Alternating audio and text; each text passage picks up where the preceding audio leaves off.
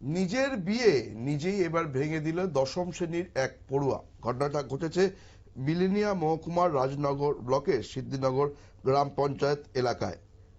ওই এলাকার দ্বাদশ শ্রেণীর ছাত্রী নিরলতা ত্রিপুরা বিলিনিয়া মহকুমার রাজনগর ব্লকের অন্তর্গত সিদ্ধিনগর গ্রাম পঞ্চায়েতের প্রত্যন্ত এলাকার জনজাতি পরিবারের ষোড়শী কন্যা। বাগানবাড়ি উচ্চ বিদ্যালয়ের দশম শ্রেণীর ছাত্রী সে। আজ তার সাথে দেখা করে তাকে সম্বর্ধিত করতে আগরতলা থেকে ছুটে আসে শিশু সুরক্ষা অধিকার কমিশনের চেয়ারপারসন জয়ন্তী দেববর্মা সহ কমিশনের সদস্য চামলী সাহা, মনিকা দেববর্মা এবং সদস্য গৌতম সিং।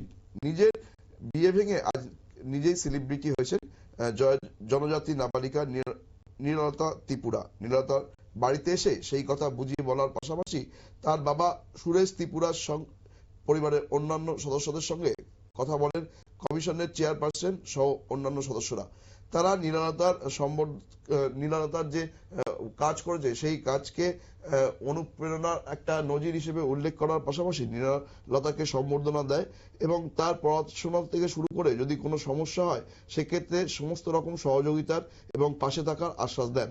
শিশু সুরক্ষা কমিশনার চেয়ারপারসন জয়ন্তী দেববর্মা বলেন, এই প্রথম কোন জনজাতি পরিবারের নাবালিকা কন্যা এই ধরনের একটি সাহসী সিদ্ধান্ত এবং পদক্ষেপ গ্রহণ করেছেন।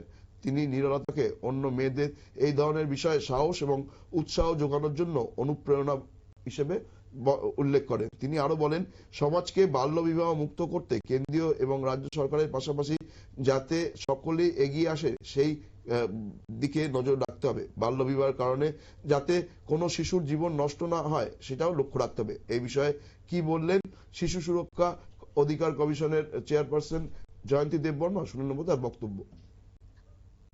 এবং যারা জনপ্রতিনিধিরা আছেন এবং এছাড়াও প্রত্যেকটা গ্রামাঞ্চলের গ্রাম প্রধান সবার কাছে আমাদের কমিশনের তরফ থেকে একটি বার্তা থাকবে আপনাদের মাধ্যমে, যেন কোনো বাচ্চার জীবন যেন অচিরে ঝরে না যায়, বিশেষ করে মেয়ে বাচ্চাদের তারা যেন 18 বছরের নিচে বিয়ে না দেয় এবং ছেলেদের 21 বছরের নিচে বিয়ে না করানো হয়।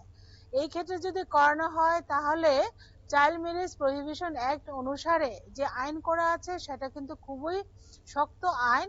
এই আইনের আওতায় কিন্তু যারা যারা বিয়েতে যোগদান করবে, পুরোহিত থেকে আরম্ভ করে যারা ডেকোরেটর, মা বাবা, আত্মীয় স্বজন এবং আমরা শুনে নিলাম শিশু সুরক্ষা অধিকার কমিশনের চেয়ারপারসনের বক্তব্য। তিনি জানালেন এক্ষেত্রে কড়া আইন আছে, কিন্তু তা সত্ত্বেও সবাইকে সচেতন থাকতে হবে এবং এই ধরনের বাল্য বিবাহের ঘটনা রোধ করতে হবে।